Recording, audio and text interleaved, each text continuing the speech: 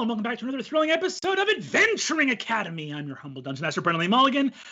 This is our show where we talk about all things tabletop and how to run amazing games at your table for your friends. Today, our amazing guest, oh my goodness, am I so excited to introduce her. She is a TTRPG author, a TTRPG streamer, a game event coordinator, co-host of the podcast Femsplained, and author of Neverland, the Impossible Island, a TTRPG setting guide and adventure based on Peter Pan. Oh my God.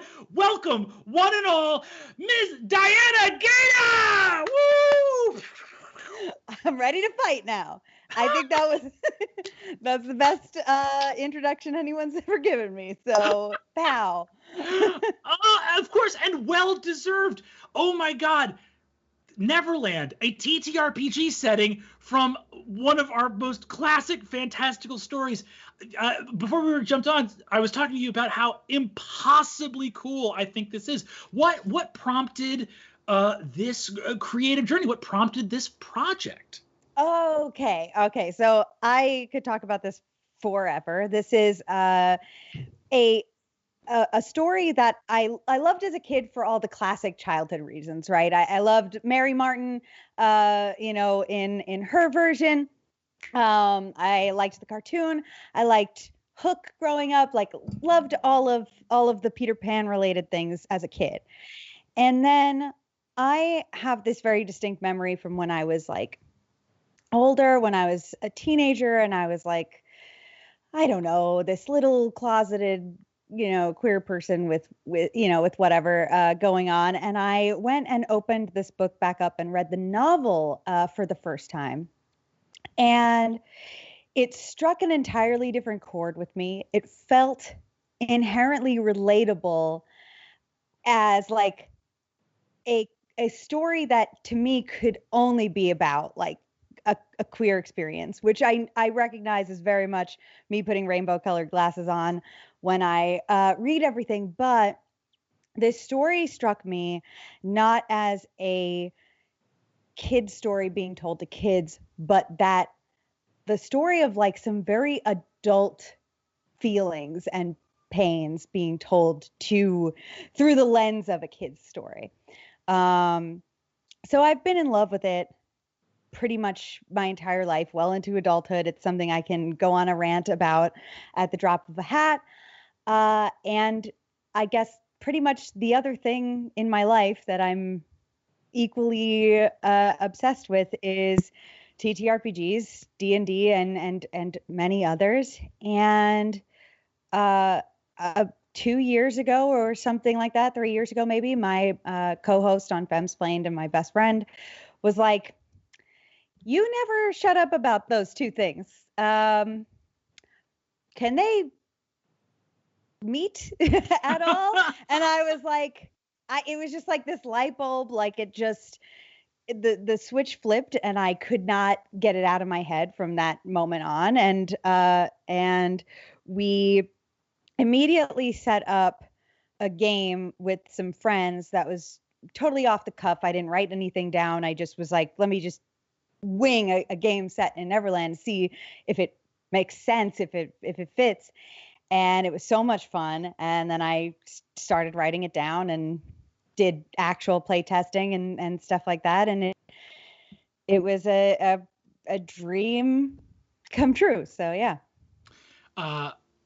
Incredible. I mean, there are so many different rabbit holes presented in what you said that I could dive into. I could truly talk about just the weird inner mythology and cosmology of Neverland. It's just so fascinating. I tweeted out one time, it was a joke tweet, but it was a whole thing about I think the tweet was something along the lines of there is something fascinating in the stage play where Mr. Darling and Captain Hook are always double cast, almost to represent that the true nemesis of Captain Hook most represents the adult masculinity that Peter is seeking to avoid in his life, because it's the father figure from the real world. And of course, the crocodile represents big old crocodiles and how scary they are. And yes. There's always a place in fantasy where the allegory falls apart and you're just dealing with make-believe. But But no, there's or maybe the crocodile and the clock is a clear metaphor for death. But whatever you want to do, So I want to talk about like what that, because I think there is something about these very archetypal stories, and we have folklore that goes all the way back. Because I grew up in a household that had, like early Irish Celtic pagan, like stuff that's like truly centuries or millennia or whatever old, and then that gets updated because like fairy folklore is of course the old Irish Celtic stuff reacting to the introduction of Christianity. And then you have tall tales, which are even more recent than that. And then you have like modern commercial mythologies like superheroes and stuff like that. But with Peter Pan in particular, and that there's a bunch of those stories from around the same time of like Peter Pan, Alice in Wonderland, a little bit later than that, but like The Wizard of Oz, of these like children's stories that seem to have such an intensity of theme past what we think of a modern sensibility towards children's stories. And what is it about that like attracted you to it? What do you think, especially in the case of like Neverland, those themes really are? And then I guess most importantly for this show, what does that make you have to change about D&D, if anything? Oh, totally. Okay. So what drew me to it, as a story and as a setting, is that Neverland can be anything that you want it to be. So Neverland is this magical island, right? That is just fueled by and made up of just like the collective imagination being smashed together of everybody that's on it, which in the original story is a bunch of kids who can't remember anything that came before. So their collective memory is all, jumbled. So you have, you can kind of create pretty much anything in Neverland. One of my least favorite things, the first time I ever had like a post on the internet blow up, which is a scary thing, was I had made a map for a D&D game, and I posted like a tutorial on how to do it, and mostly everyone was great about it, but like there was a ton of people and they were like, a river would never be there. And Neverland was my excuse to be like, you can't say that to me. A river can be wherever the I want, because this is Neverland. This is an imagination world where, it's just pulling random things from the heads of whoever is there and scrambling them together. And I love that freedom. I love that it is kind of the antithesis of so much of the games I was brought into gaming on, where everything was hyper literal, gritty, and graphic, and lots of wargaming and some of the older editions of D&D, stuff like that. So I just love that it's totally a place where anything goes and everything's free form, and that's all. Trying to imagine a person who can give the buy-in to a high fantasy world and then just have all of their joy shattered by a misplaced river. What the fuck is that? It's a very funny thing, because listen,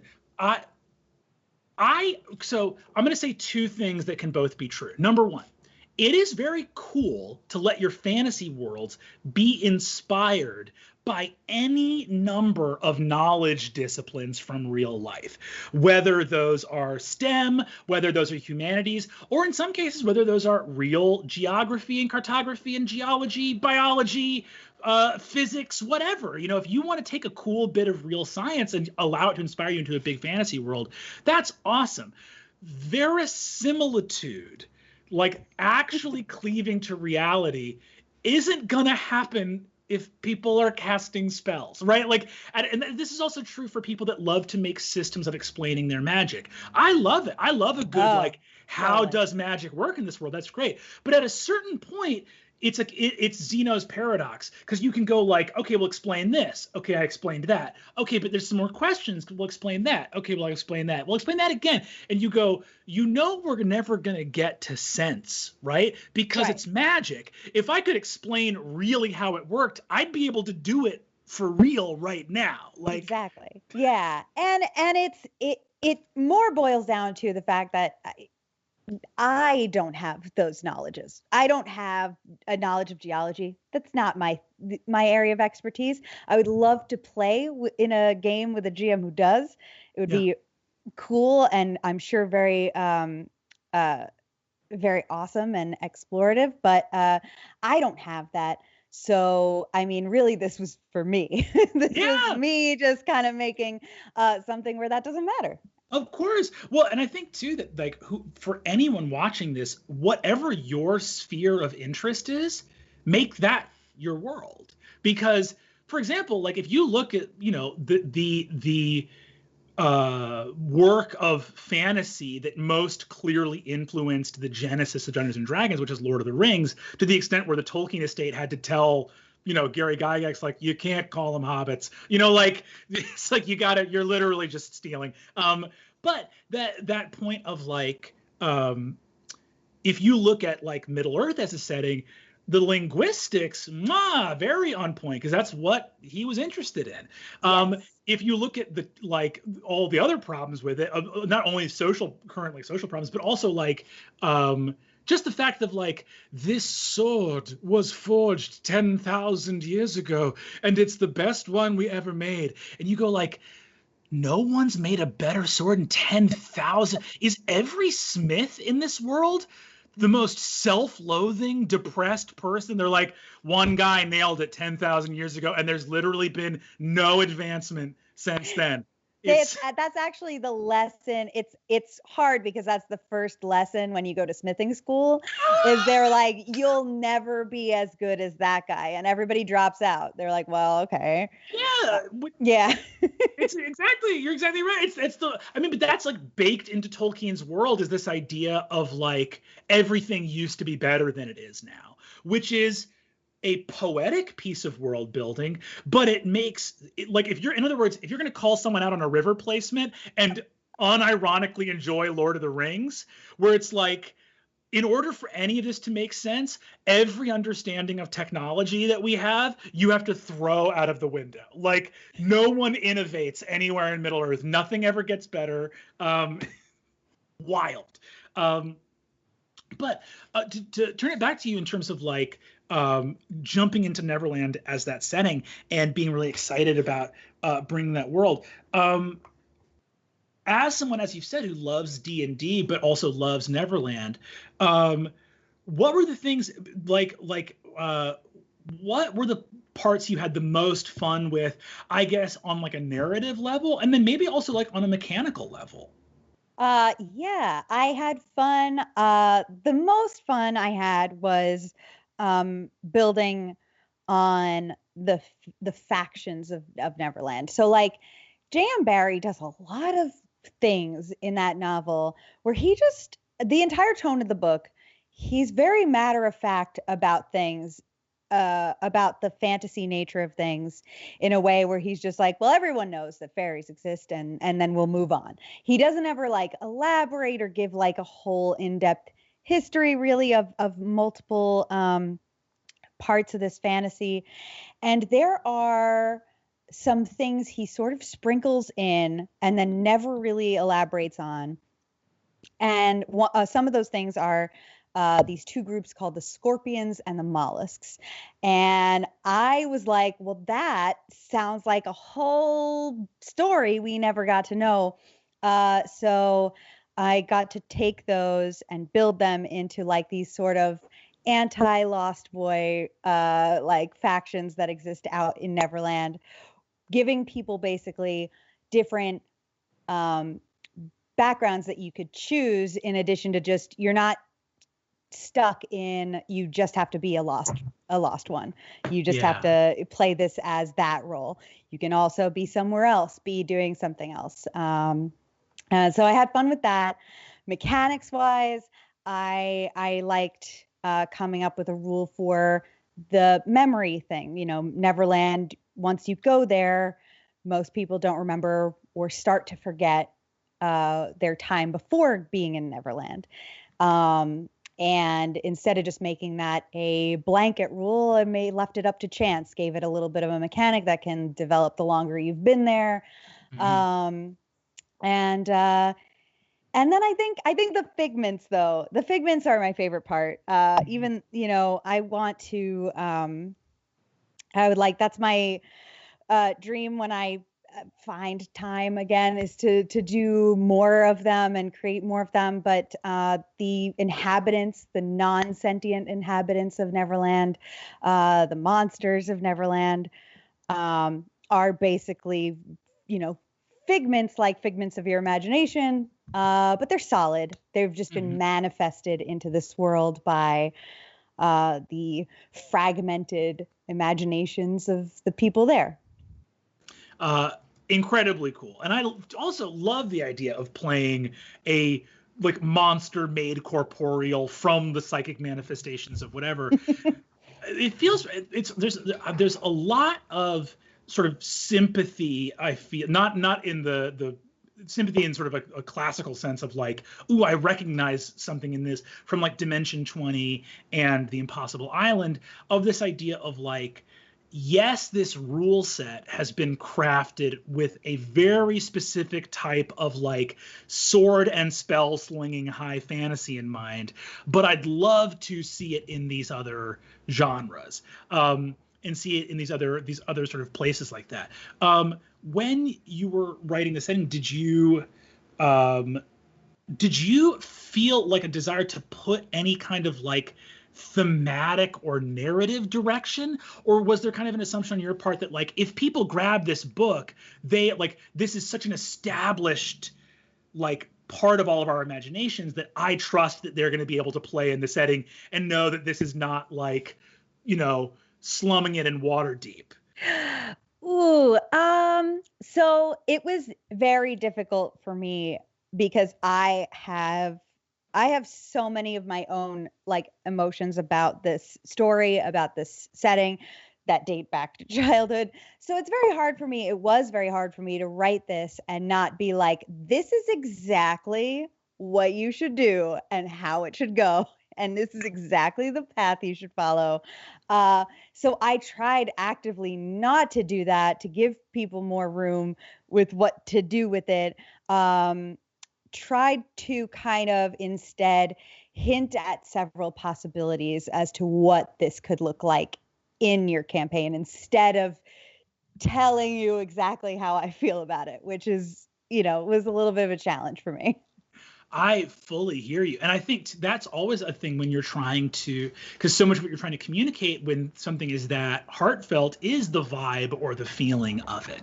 And I wanted to go back to something you said too and explore that more as well, because you were talking about like going back as an adult and rereading the source material, um, and connecting with it, and finding resonance in it as a queer adult. And like I have so many friends who talk about like going into the core D&D text and finding resonance with things where it's like I have so many friends who are like, listen, like you can't tell me that like tieflings are not queer coded, or that this other, part of the, I have so many friends who like find resonance in these things.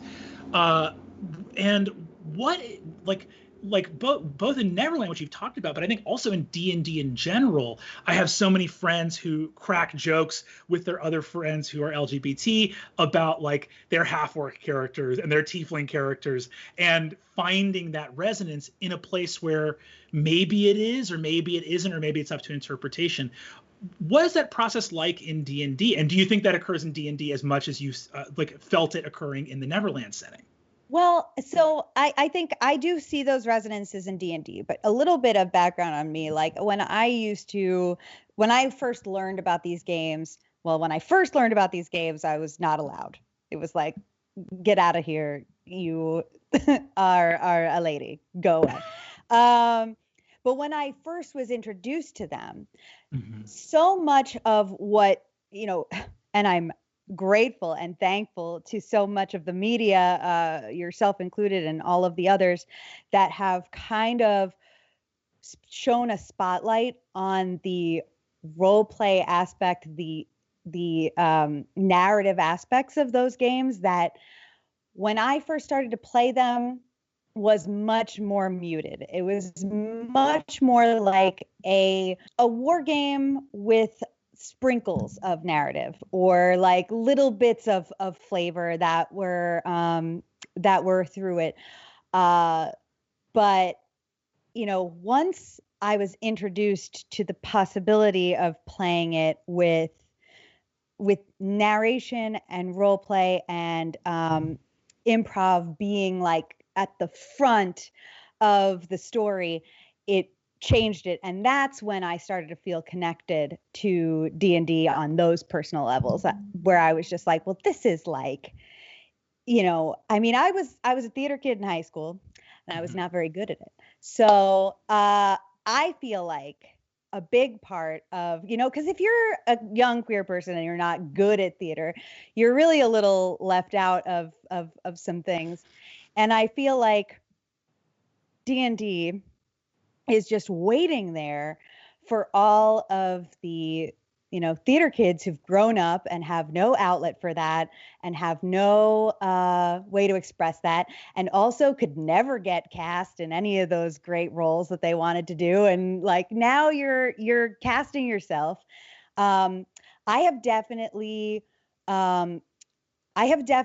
played Maureen Johnson from Rent as an elf at least once in a D&D game. No one knows this. I didn't say it, but like, you can like write yourself into whatever role you want and express it in that way. And I think there's a distinct relationship between like the love of acting and theater and just having fun being other characters and D&D. And that's just something that is so tied to the young queer experience also. So I see like that there are parallels there.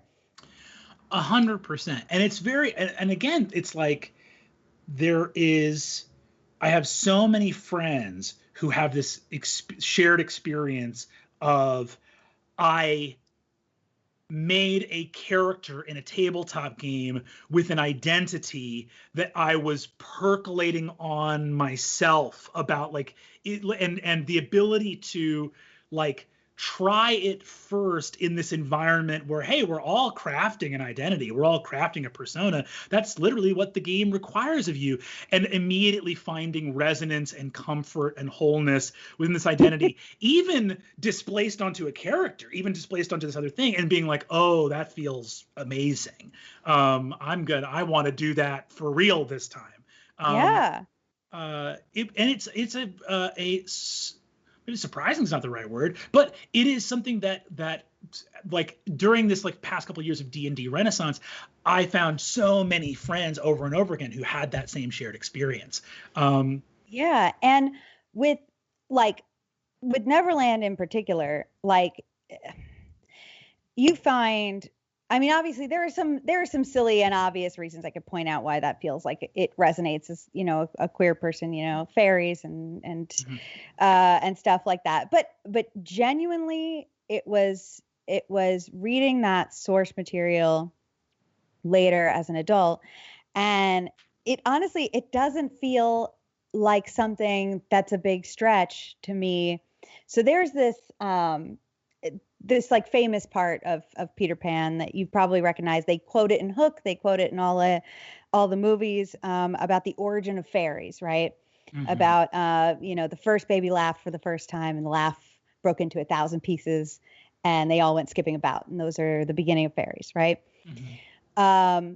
So the description of like the beginning of fairies goes on to set up this universe where every little girl and every little boy on Earth are born with a fairy that is, if they are a little girl born, they get a little girl fairy. And if they are a little boy, they get a little boy fairy.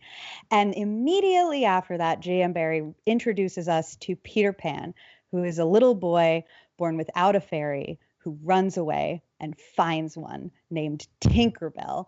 And she would literally rather die than be without him.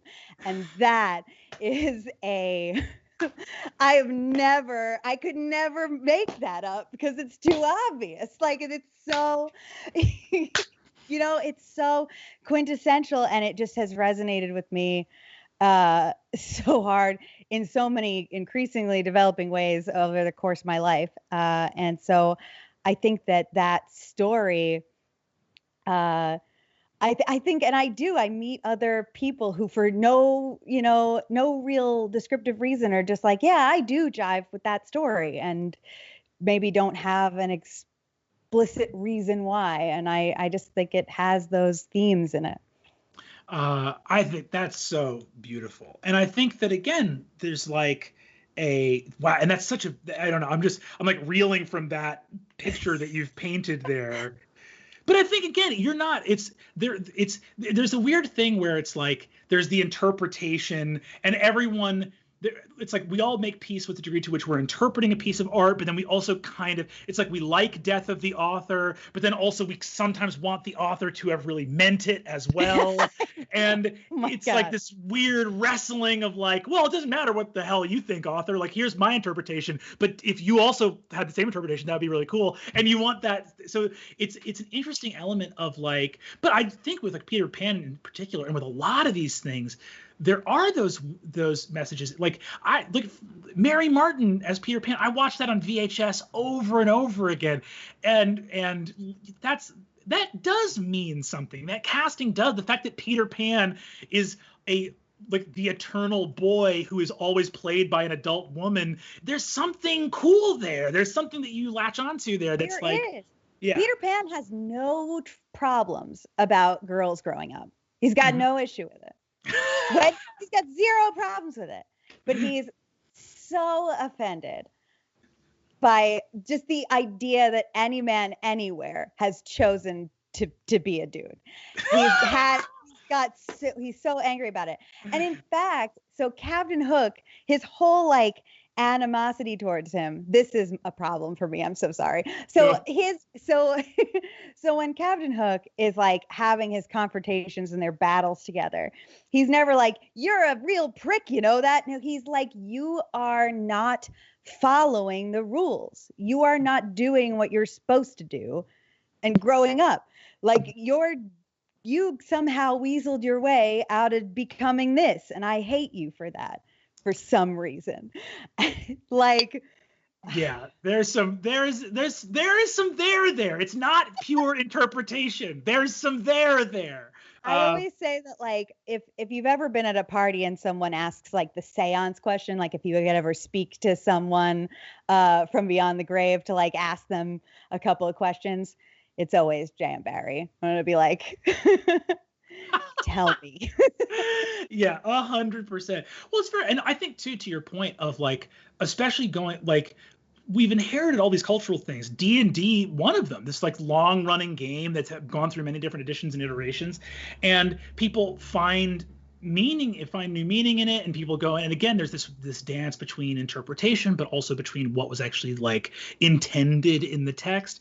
But I am just a little bit tangentially, but I remember having a professor one time who put it into context where he's like, if you find these themes, he's basically saying like, I had a professor who did a great job of being like, anyone who tells you that these questions of identity are purely modern, and that as though like queer people arrived in the 20th century and had never existed before that, he basically said like, for 1,000 years, European art was dominated by a single church that really insisted that almost all art be towards the nature of what that church's doctrine already was. However, if you think the individual artists were not themselves inserting personal, deeply personal, or messages and stories and thoughts and feelings that were directly relevant to their own lives. And if you think that those artists did not themselves have those identities, you're completely out of it. You couldn't be more wrong. Like, so if you go back into the past, don't let anyone tell you that finding resonance on a personal level is anachronistic. Those stories existed at the time as well. And if you found something there, don't just dismiss it out of hand because it's an anachronism. There's no such thing when it comes to identity and the past in terms of that kind of feeling. Which I think is a really beautiful sentiment. Yeah, I do too. I really do. You know, it's, and they do sometimes sanitize people in that way of in the past, you know. There's this whole, you know, trope of like, you know, these two old ladies who lived and died together because they were just such close friends, such good pals. They just loved gardening too much to have husbands. And that's, you know, that their history kind of just, you know, kind of wafts that away.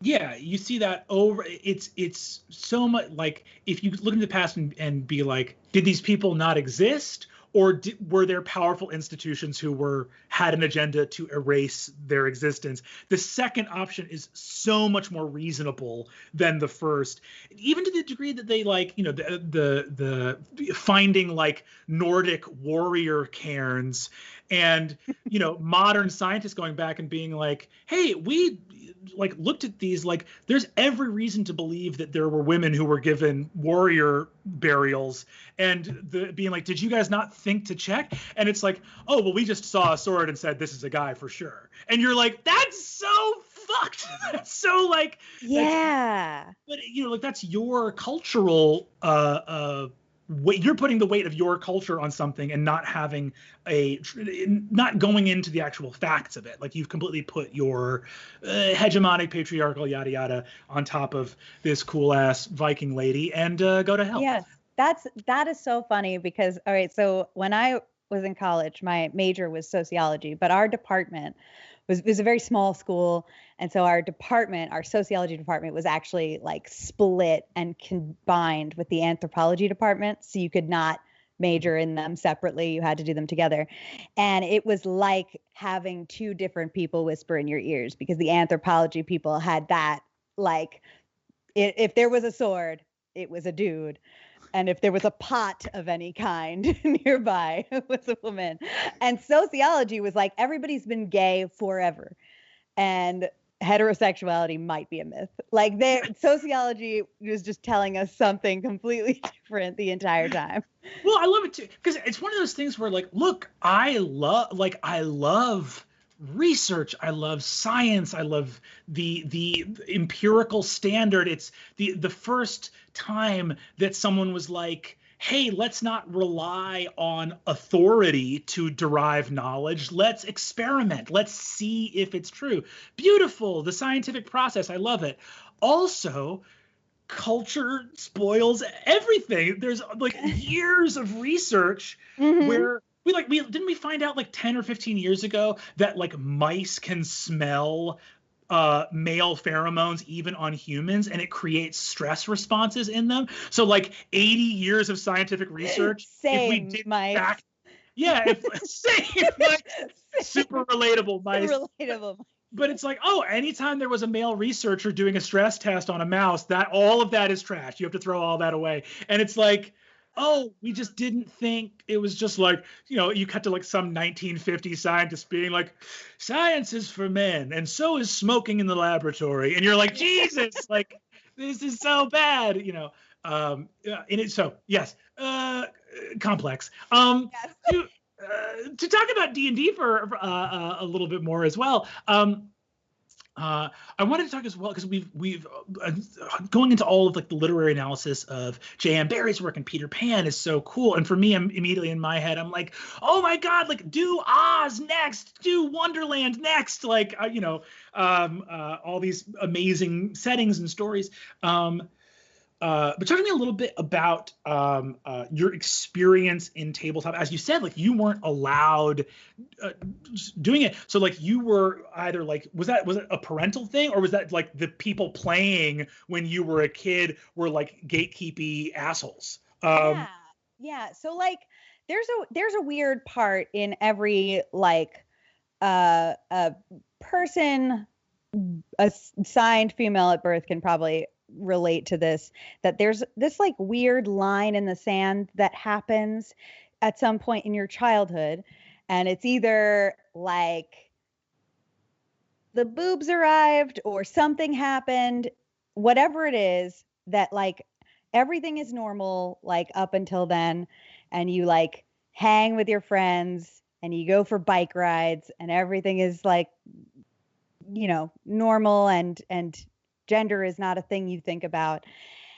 And then there's like some day where like some adults in your life, either teachers or parents, like sit you down and are like, you can't hang out with them anymore, and you can't hang out with them anymore. And I was always a very, I'm gonna try to be nice to myself here, but I was weird. Like I was very outcasted in general for some oddness. But what I realized was that after that point in time happened, like I was kind of a weird nerdy kid, but I was also like not allowed to be around like the nerdy guys that I was previously friends with. And I remember, so I used to hang out at the library because I was very cool. And at the library, there was in the YA section, there was like a game night on Fridays or Saturdays or something. And when I was, at some point, it was all Pokemon cards all the time. And I was in it. I was playing Pokemon cards. I loved Pokemon cards. It was great. And then something shifted. All of a sudden, everybody was playing Magic the Gathering. I had kind of like missed some sort of train on it. I was a little disappointed. I still wanted to play Pokemon. Nobody wanted to play it anymore. And I remember I walked up to a group of guys that I knew, and we were in middle school-ish at the time, and they were playing Magic the Gathering. And I was like, oh, so can I learn how to play this? And they were like, offended that I didn't know how to play already. And they were just like, this is not for girls, just get out of here. And basically like that happened again when everybody started playing D&D on those nights. And I just kind of quickly learned like, oh, okay, that's not for me. And I walked away from it for a long time. And then like later in high school, when I channeled all my weirdness into being goth instead of other things, the goth kids introduced me to Vampire the Masquerade, and they did not seem to have a problem with the fact that I was lady-shaped. So we started playing that, and I had no idea for a long time that D&D and this game that I was playing were any way even remotely similar. Like because I never even saw it played. I was just told right away, like, this isn't for you. Get out of here. Jesus. So I played Vampire the Masquerade and then went through a World of Darkness phase for, years after that of different ones. And it wasn't until years later that I went to a gaming store and saw people playing D&D, and I was like, well, this looks familiar to me now. Like maybe I should check this out. And I did. I got into it. Like I said, like I played a lot of games with a lot of guys who were maybe not the best. Maybe hindsight tells me they were not super swell. But ultimately, what I realized is the more that I got into it, like I was sort of like being judged for not having been there the whole time. Like, and this is something that I know is not a solo experience, but like as a woman who is getting into those things, for like the first 15 years or so, you're told to get out of here. And then like for the next rest of your life, you're being told like, well, where were you? Like, where have you been? Like, why weren't you here from the beginning? And so there was a struggle with that, and you're like, you're being quizzed all the time, and you have to know all the facts, and I'm not really about that. I just want to play make believe. So but that's just me. There are plenty of women who do have an encyclopedic knowledge of all of the stats in the monster manual, and know everything like that. So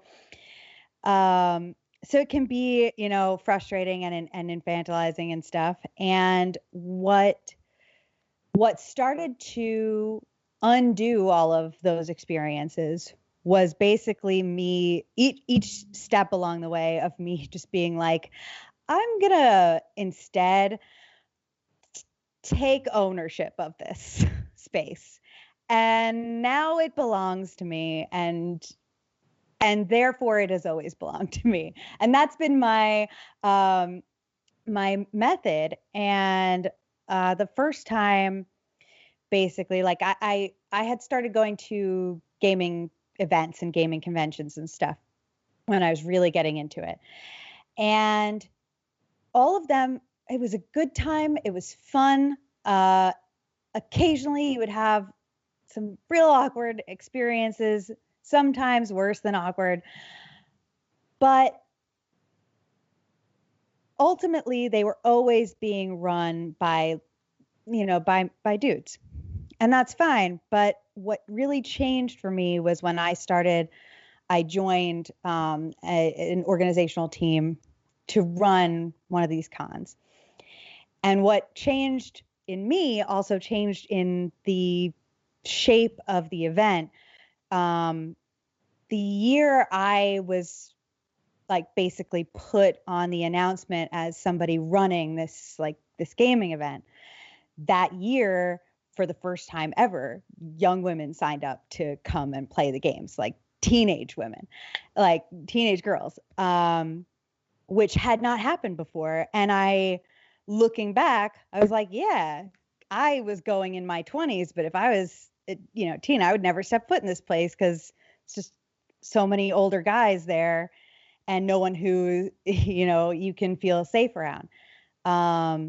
And so I noticed that, I clocked that difference. And as soon as I saw that, I was like, well, I want to get my hands all over this and just be in it everywhere, so that like more young girls feel like they can show up. And, and that's just been my ownership and my empowerment of it. And it's made it so much more enjoyable. Whoo! No, it's it's blood boiling. It's blood boiling to think of this game being deprived to people, and I'm so sorry for young Diana that she had to go through that. I mean, shit, it's incredible how many doors you're opening for younger people now. It sucks that you were treated that way, and it sucks that so many people, like you were saying, were treated this way. Gatekeeping anything is a nightmare, let alone a game that is a game. It's a game. It's a game. It's for joy. It's a game. It's for joy. It's for having fun. Yeah. It's for friendship. What are you doing? But oh my God, nothing but the highest of honor and respect and accolades for taking the wheels and like exposing people to this game, because like there is so much catharsis and joy and adventure and fun in it, and it should belong to everybody. And it's so exciting to watch, the right people, the most heroic people for this game of heroic storytelling, grab the reins and be the people leading the next chapter. It's incredibly meaningful and intoxicatingly so. Aside from all of the rampant evil of bigotry and misogyny and hopefully the joy of crushing the legacy of those gatekeepers into the dust and having them watch as they just lose forever. Also, on top of that, in terms of that, there is that attitude you're talking about.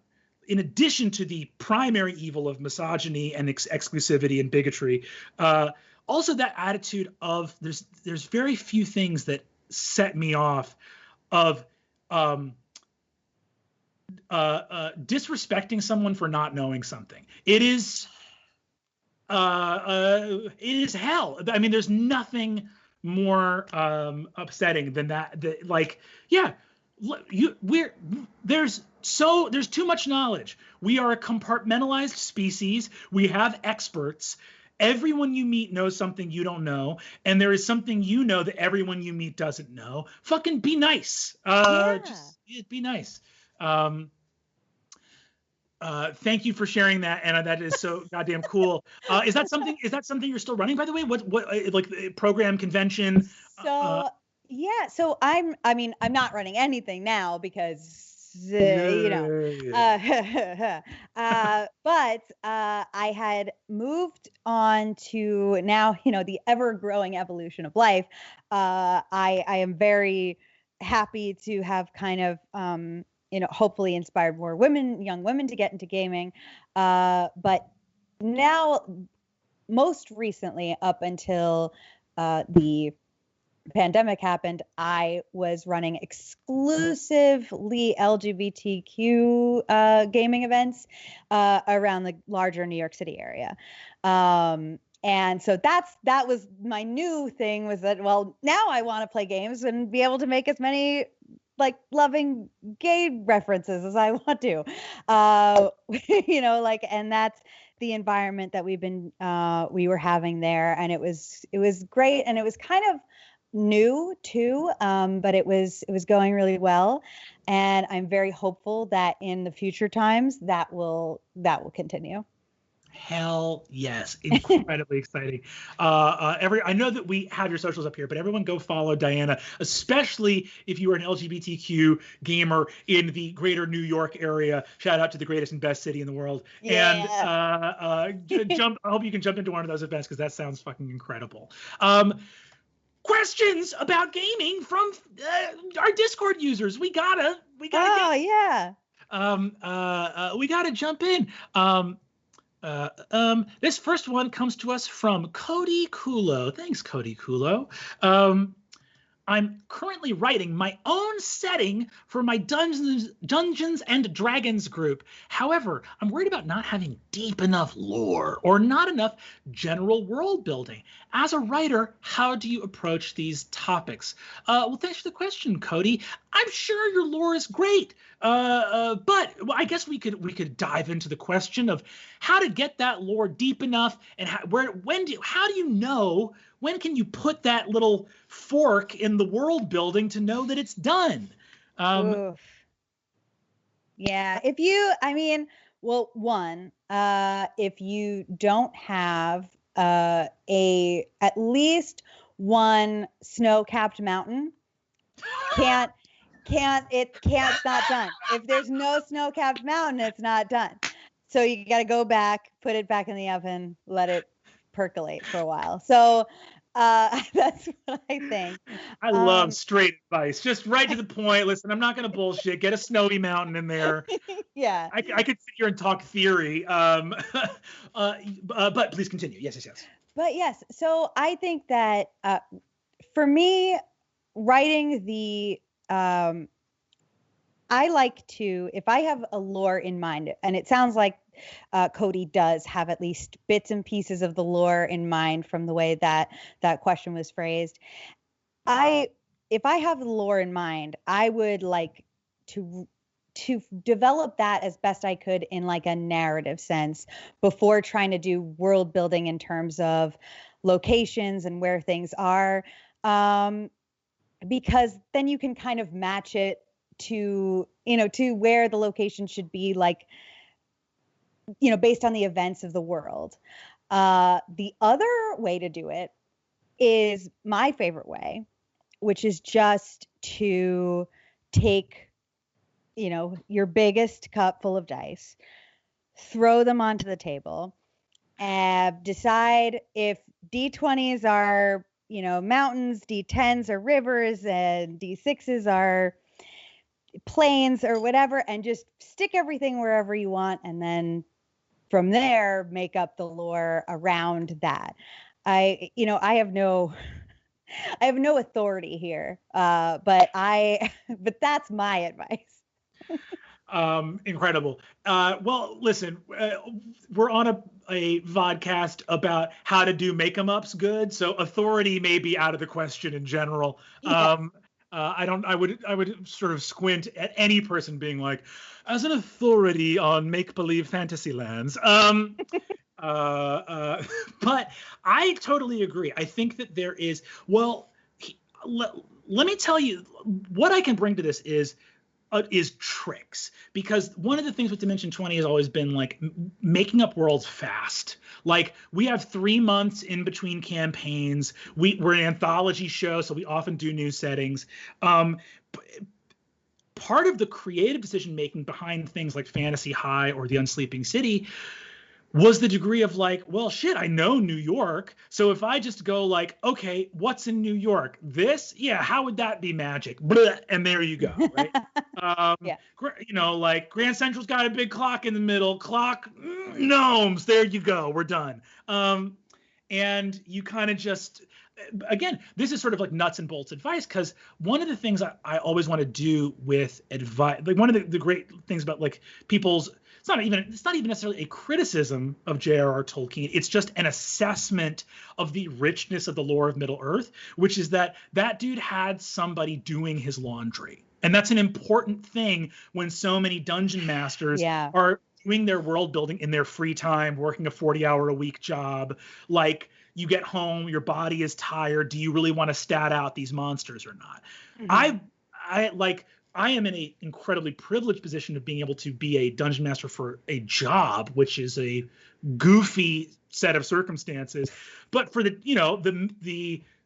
decade plus of time, basically like 2 decades of time prior to starting work at College Humor, it was happening at like 3 o'clock in the morning when I walked in from bartending, and I would be like, shit, I have a session tomorrow. I have to plan something. Be kind to yourself. Do the thing that's going to make your life easier. One of those make your life easier things is do a little bit of world building to the point where your players can make PCs, and then look at what their skill proficiencies are. Look at what they're interested in. If you don't have a single paladin, cleric, or druid, and nobody took the religion skill, no one's interested in the gods. Nobody. So if you spent 2 weeks of every evening after work coming up with all of this cross pantheon stuff, like if your villain is using that, and all the bad guys are going to be like religious themed, maybe. I was just going to say, yeah, you could have it be their worst nightmare. Yeah. Like, nobody knows what this world's religious texts say. Oh, we're so fucked. But I think PCs will tell you a little bit about what they're interested in. PCs will, like, even in the character creation, they'll tell you, like, I'm interested in this. And I think that there is a little bit of that, the Wallace and Gromit thing, where Gromit is putting the train tracks in front of the moving train, which is how most dungeon masters create their lore, of like, you'll save yourself a lot of time and energy by following your PC's interest. I think that's a good place to start, probably. But I think also, once you have your player's interest, this is like, I can't give you a definitive. It would be crazy if like me and Diana were like 10 pages should do it. Like, there's no definitive. There's none. But I think one important thing that we're leaving out too is that it's a very important part of world building, is that, and I agree with you wholeheartedly that if you finish it before the game starts, you're going to be disappointed because, it's not going to line up exactly with what the players want to do. But if you create a foundation and then you are making it up after that as it goes, and then your players are blown away by this big, surprise, they're going to say to you, like, I can't believe you planned this. And you have to, this is in the code. You have to say, yeah, it's been in the works for a long time. You have to say it, and you have to look like, tired, like you've spent a year on this. Yeah, like you'd be like, this was carefully concocted, oh so precisely, in the back seat of your car on the way here, and that is beautiful. How the sausage gets made. But I think that no, there is a code. You want that mystique there because it is so fun, and I totally agree. And I think too that, like, rather than giving a definitive, let me give like a relativistic. Let me give like here's a measure you should use for yourself, right? Think about like sculpting. If you were like making clay figures, if you were sculpting something out of clay, right? I think that what you should know about the things you're preparing for a session, NPCs, plot hooks, dungeons, original homebrew monsters and magic items, setting elements, cities, wildernesses, all this stuff that we love in these games. Think about making a clay figure that you're going to need to like animate. You're going to need to like bring it to life before it's ready. So just think of like, okay, what does this thing need to actually be able to move? It needs legs, it needs a spine, maybe a tail for balance. And then put it out there knowing I'm going to finish the face and the scales while it's running around. Right. I'm going to put the stuff on it because you only kind of need that spine and those limbs because you're going to have enough familiarity with what it is at that point to improvise the rest. Like you make a pantheon, cool, make 8 gods. You give them names, loosely what their deal is. After that, you should hopefully be in a position where like, okay, if I need to improvise a fable that the cleric knows about this, fertility god, I'm like, well, he's a god of grain and he likes people to be fed. And if you ask me for a story about him, I'm going to tell you the story about a time some people were hungry and he fed them. And you're like, like you make just enough to be able to improvise the rest. Exactly. Yeah.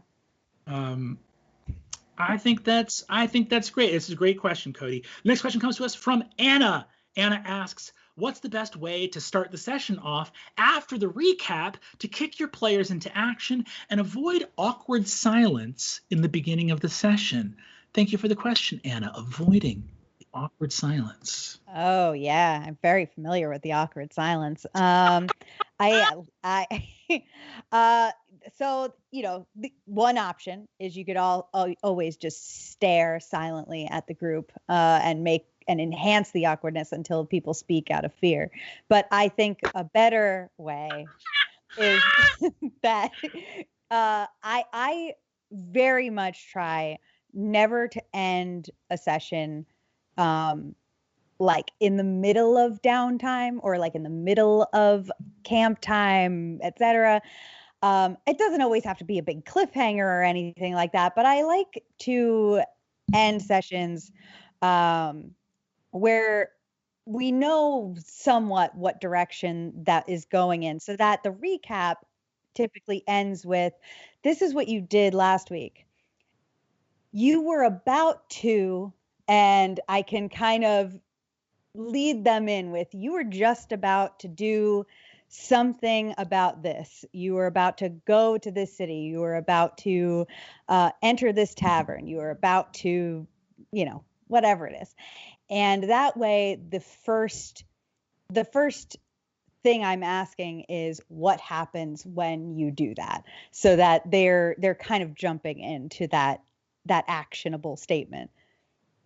I think that's perfect. I think that like you're saying, it doesn't have to be a perfect cliffhanger, but leaving on that, like, what will our heroes do next week? Like, leaving, it's a good vibe. It helps people because when people are arrested in a moment, they have a lot easier time getting back into character than when the ending kind of trails off. Now, occasionally you won't be able to make the call of where your session ends. Like the game takes as long as it takes.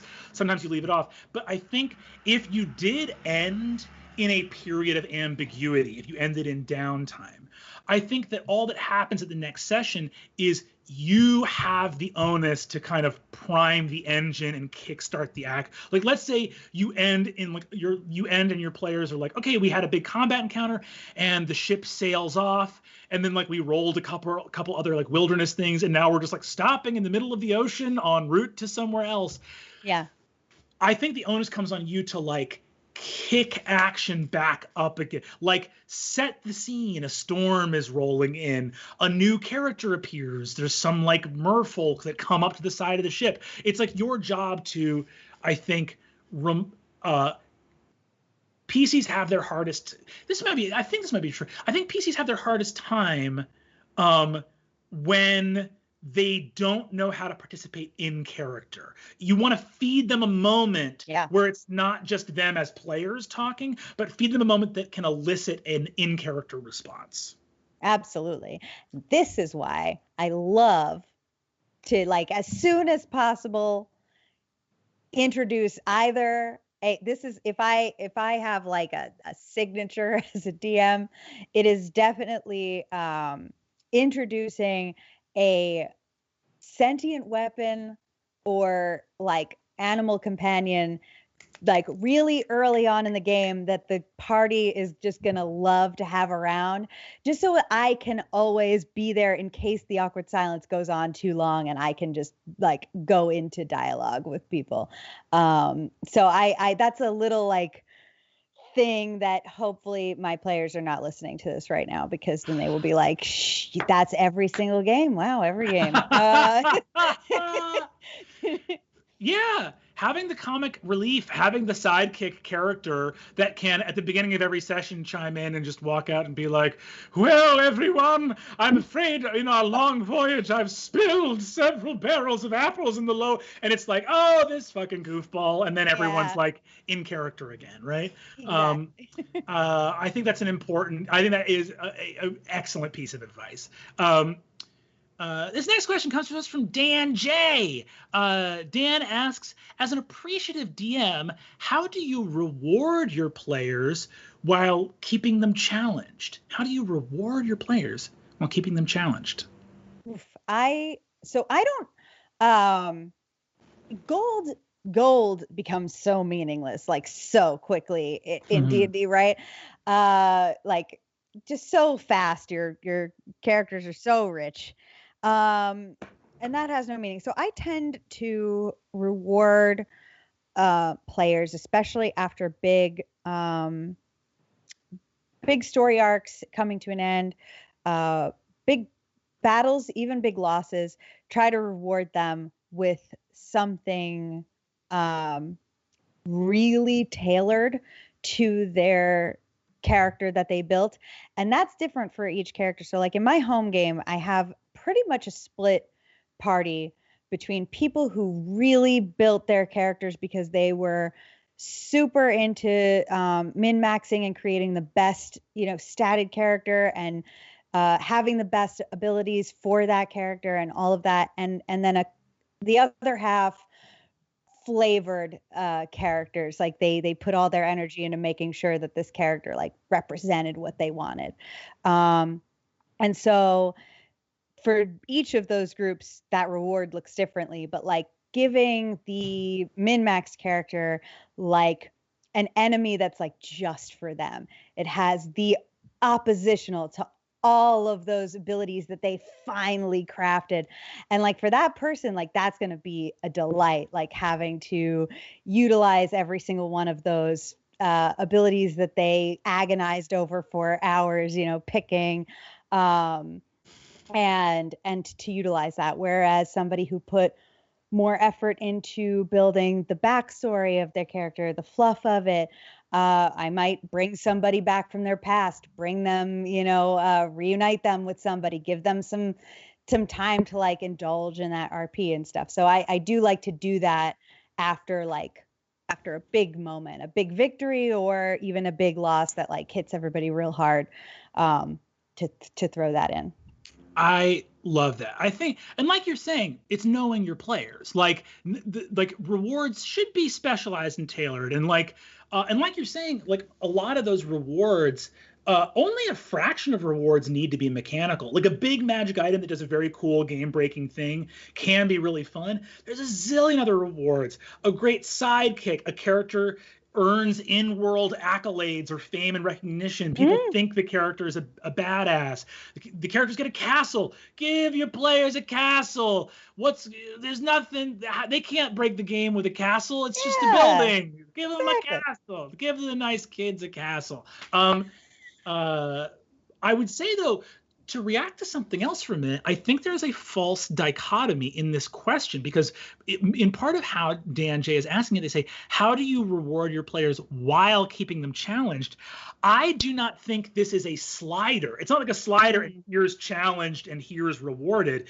It's two different sliders, both of which should be at 100. Like, yes, yeah. You know, like it's all carrot, all stick. You know, like it's both. It's all just all Tom, all Jerry. Yeah, all Tom, all Jerry. You're just feeding your friends beautiful carrots and beating the shit out of them with a stick, and that's ultimately what we all want. Is that a disturbing image? We can't say for sure. That's subjective. That's person subjective. To person. Like mechanics. Who knows? Yeah, I think that because that's ultimately, I think what we all, it's like, there's this weird, and I don't know how you navigate this, but there is this very weird thing where it's your players are always kind of a Schrodinger's cat, because they always want to feel like the most badass people in the world, have that heroic fantasy, and also want to be terrified and completely unsure of if they're going to make it or not.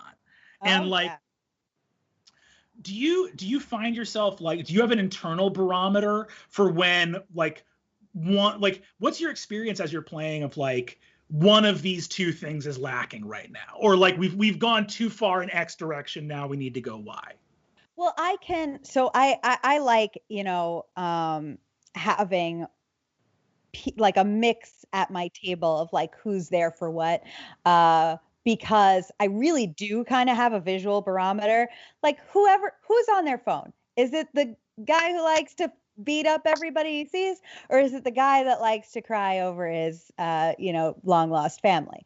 Because if one of them I notice is like starting to become disinterested, I know that we've been in combat for too long. It's gone on for too long. If the other one, then I know that they're itching for it. So I do kind of have that visual barometer at my table, but for me, in general, and at other tables, I try to take myself out of it, because I could play a game that has zero combat and I could be fine. I could absolutely do that, but that's not going to be good for everyone else. So I really do try to because I am biased in favor of like the RP side of things, and if I'm not concentrating on it, like combat can fall to the wayside if I'm getting like too into it. So I have like a little magic bag of encounters that I keep behind the DM screen at all times. If I do notice that I'm just like, something is off about the vibe here, people seem bored, I'm going to just pop a dragon out of here. Just dig my hand in there and see what comes out. Every time you check your phone, you will face a dragon in combat. No, I dig that. I totally agree. I think that there is, measuring interest is very significant. And like you're saying too, it's like there is a certain degree to like, listen, I would also say as a DM, you are allowed to put stuff in there that just you like. Like, you're also playing. Every once in a while, I'll find myself saying something, and I'm like, my players are into this, but I definitely am more I was like, this is how, there's a strange notation of arcane runes on this. It seems the wizards that did this.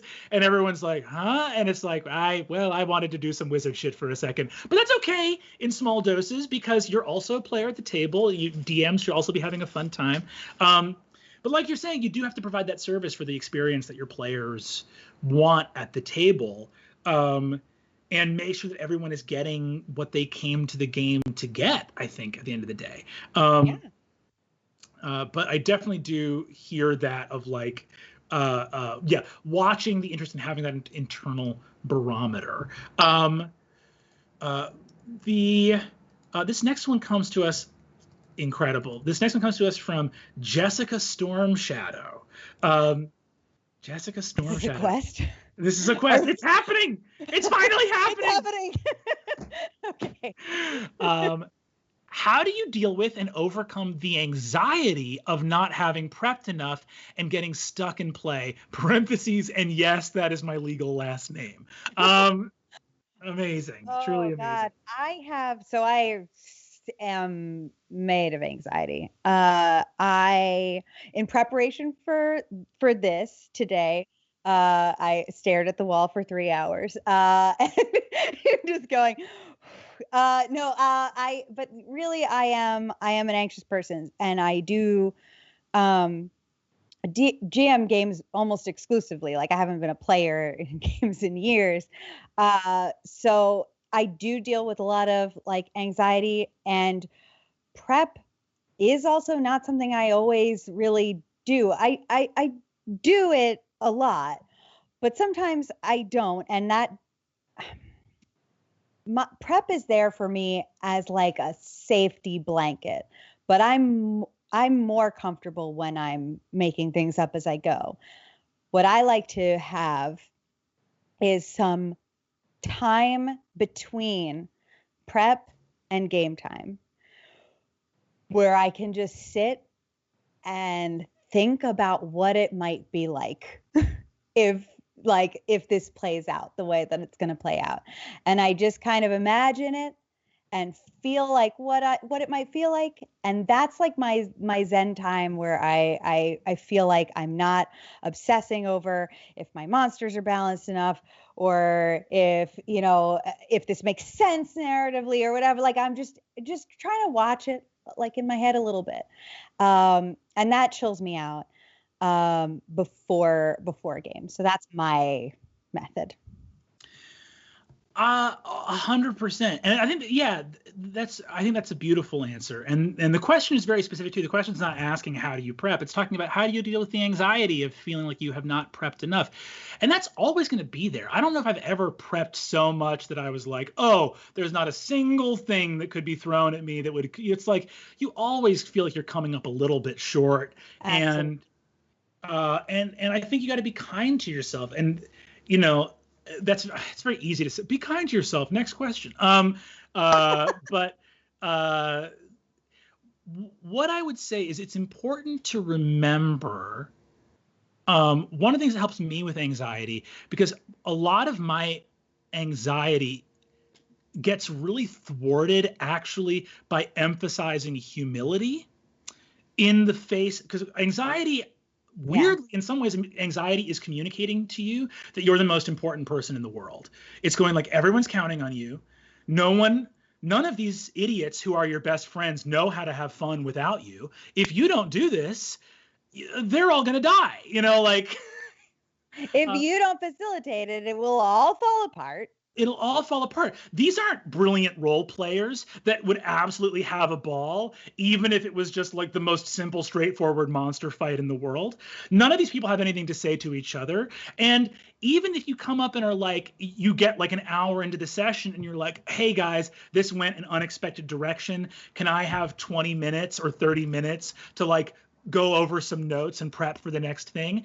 What your friends are not going to go, 20 to 30 minutes of having snacks with people I love. This is an outrage. Like, it's going to be fine. Like, and I think being upfront with your friends, being like, hey gang, I'm coming in today's session a little unprepared. I'm coming in today's session with like, that's the kind of stuff that if you're playing with people that you trust and that respect you, everyone's going to go, great, awesome, we got it, right? Right. And if people do react in that way and are like, how dare you not, not have anticipated every single direction that we could have taken and prepared for it, we're outraged, then, it's also okay for you to reevaluate if that group is right for you. That's totally fine. I genuinely think so. I think that's absolutely great. If you, and again, I like the minimum response is that's okay. We understand. That's great. I think in an ideal group, especially if it's happening over multiple sessions, someone should step up and say like, hey, do you want me to like run a one shot for a little while? Like, if like prep is straining on you, I can't tell you how many times I'll get a little personal here. One time I had someone one time, many years ago, get creased at me for never inviting them to a game I was running. And this was when I was running like multiple games with like lots of people at each game. It was lots of prep work. And someone was like, I noticed I never get an invite to one of these games. And I just like popped off and was like, do you have a game you want to invite me to? Like, I'd love to come play a game. Like, this is fucking like trading like casseroles, my guy. Like, we're all neighbors. You could do one for me. Like, that would be totally fine. Yeah.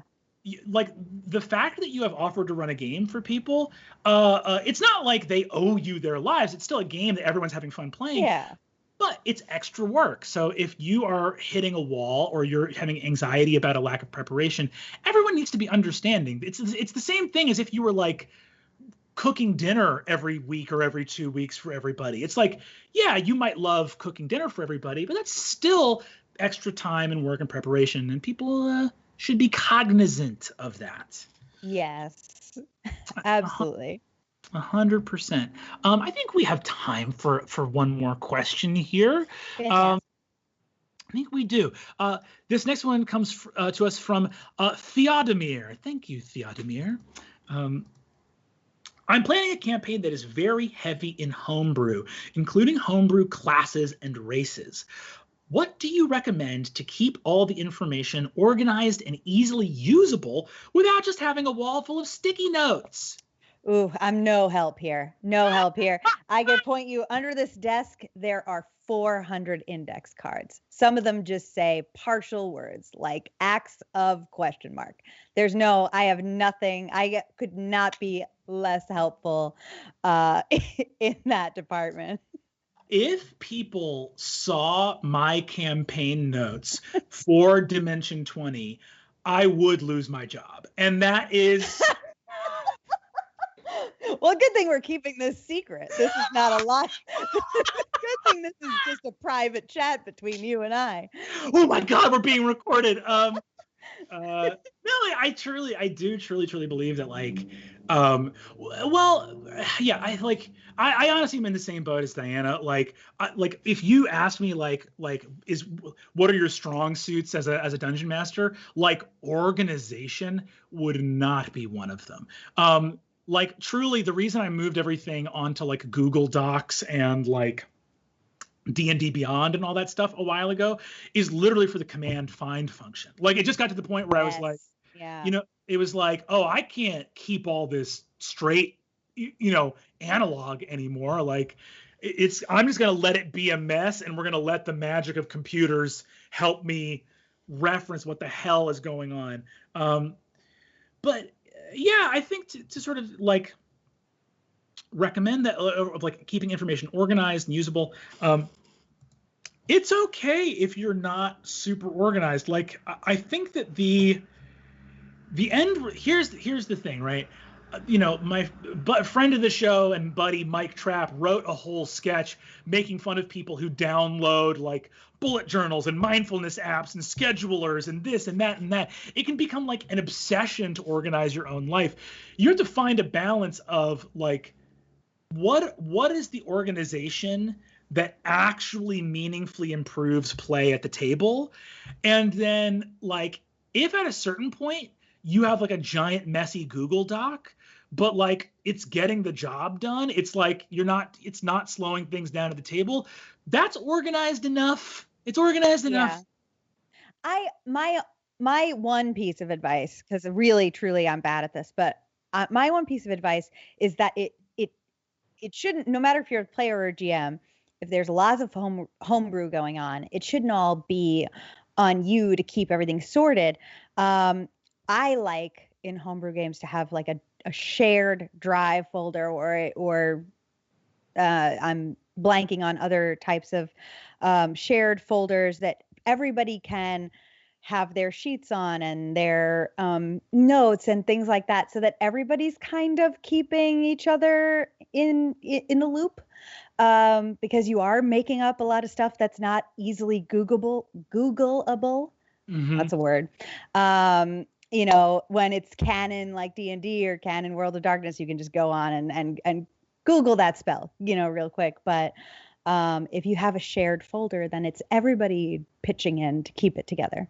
And that is a really great thing too with organization. Like delegate some stuff. Like your players should know what their summoned thing does damage wise.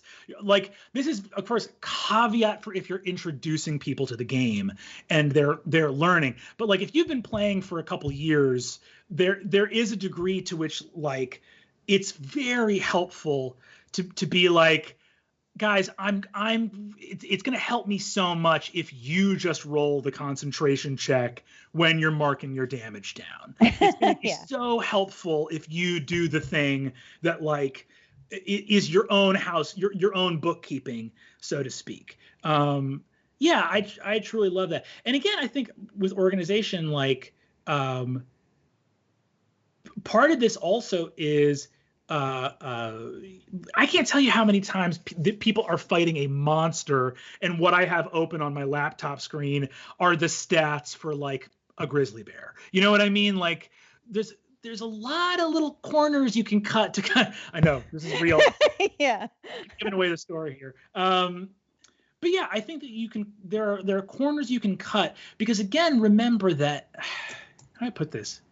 I think that the game exists. Like, how do I put this? Everything behind your screen is not the game. The game is only what your players are perceiving. It's what you're narrating. It's the battle as it exists. So, like, if the kitchen's a mess and the food is great, I mean, this is a weird analogy because most professional chefs do keep the kitchen quite clean. As long as you can get over the finish line, you're good. Like as long as as long as it's coming out of your mouth articulately and it all makes sense and it's groovy, no one's gonna fault you for having a jumble of index cards behind it. Oh my God, yeah. There is one time I remember distinctly where we had fought this like big enemy, and they were gonna croak. So I was like, vamooses and didn't want to do a TPK at that time, and they had to fight the same boss later on, and I had lost that sheet for that boss that I made up. It was gone, but they wanted to track him down. They wanted their revenge, and after the fight, somebody at the table was like, "You really did us a solid lowering his AC." And I was like, I did that for you to make sure you didn't die this time. Like you just roll with the punches, and what comes up comes up. 1,000,000%. Yeah, you gotta roll with the punches. And gang, on that note, which is probably the best DMing advice you could give, which is just to go with it, because, hey, the story is moving. You're collaborating with your players. We're going to wrap up Adventuring Academy here for the day. My incredible guest today, Diana Gaeta, thank you so much for being here. Thank you so much for having me. It was a delight. Oh, incredible. Everybody, go check out Neverland. Go check out Femsplained. Follow Diana online. Again, if you're in the greater New York area and you're an LGBT tabletop gamer, go check out these once the world starts back up again. A pleasure and an honor. Thank you for being here. And for everyone watching at home, we will see you next time. Ah!